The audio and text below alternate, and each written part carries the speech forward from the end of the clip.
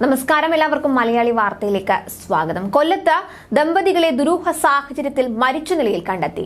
രണ്ടിടങ്ങളിലായിട്ടാണ് ഇവരെ മരിച്ച നിലയിൽ കണ്ടെത്തിയത്. പുനലൂർ KSRTC ഡിപ്പോയിലെ കണ്ടക്ടർ വിജേഷും ഭാര്യ രാജിയുമാണ് മരിച്ചത്. കുന്നിക്കോട് ആവണീശ്വരം മീനങ്കോട് കോളനിയിൽ താമസിക്കുന്ന 38 വയസ്സുള്ള രാജി ഇന്നലെ രാത്രി 10:30 മിനി ബസിന് മുൻപിൽ ചാടിയാണ് മരിച്ചത്.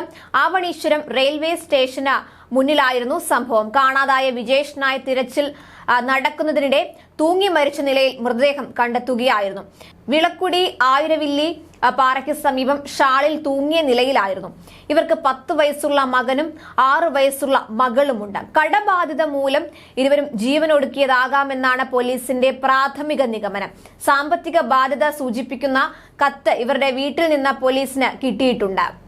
വിജേഷിന്റെ മൃതദേഹത്തിനരികിൽ നിന്ന് വസ്തുപ്രമാണം അടങ്ങിയ ഫയലും അതുപോലെ മൊബൈൽ ഫോണും കണ്ടെത്തിയിട്ടുണ്ട്. മരണത്തിൽ ദുരൂഹതയുണ്ടെന്നാണ് ബന്ധുക്കൾ ആരോപിക്കുന്നത്. പോസ്റ്റ്മോർട്ടം റിപ്പോർട്ടിന് ശേഷമേ മരണകാരണം വ്യക്തമാകൂ എന്ന് കുന്നിക്കോട് പോലീസ് അറിയിച്ചു. രാത്രി 10:30 രാജി ഓടിക്കൊണ്ടിരുന്ന വാഹനത്തിന് മുന്നിലേക്ക് ചാടിയത്. കുന്നിക്കോട് പത്തനാപുരം പാതയിൽ ആവണീശ്വരം റെയിൽവേ സ്റ്റേഷന് മുന്നിലായിരുന്നു ഈ സംഭവം നടന്നത്.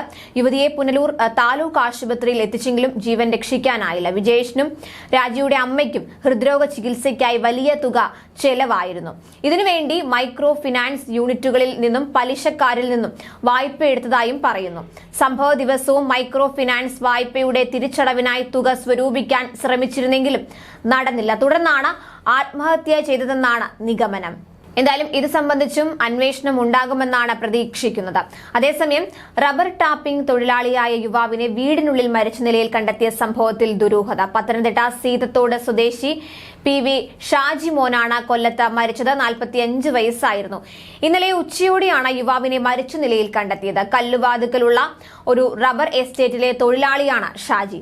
കുറച്ചു കാലമായി ഇയാളും സുഹൃത്ത് സന്തോഷും ഇവിടെ ജോലി ചെയ്തു വരികയായിരുന്നു. എന്നാൽ ഇന്നലെ രാത്രിയോടെ ഇരുവരും തമ്മിൽ വഴക്കുണ്ടായതായി നാട്ടുകാർ പോലീസിനെ അറിയിച്ചു.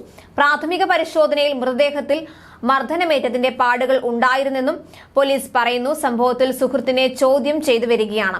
ഇന്നലെ രാവിലെ സന്തോഷ് തന്റെ ഭാര്യയെ വിളിച്ച് ഷാജിക്ക് സുഖമില്ലെന്നും ഷാജിയുടെ അമ്മയെയും കൂട്ടി വരണമെന്നും പറഞ്ഞിരുന്നു. തുടർന്ന് ഇവർ വീട്ടിലെത്തിയപ്പോൾ മുറിയിൽ രക്തം വാർന്ന നിലയിൽ ഷാജിയെ കണ്ടെത്തുകയായിരുന്നു. തുടർന്ന് നാട്ടുകാരുടെ സഹായത്തോടെ ആശുപത്രിയിൽ എത്തിക്കുകയായിരുന്നു. പരിശോധനയിൽ സംശയം തോന്നിയ ആശുപത്രി അധികൃതരാണ് പോലീസിനെ വിവരം അറിയിച്ചത്. ന്യൂസ് ഡെസ്ക് മലയാളി വാർത്ത.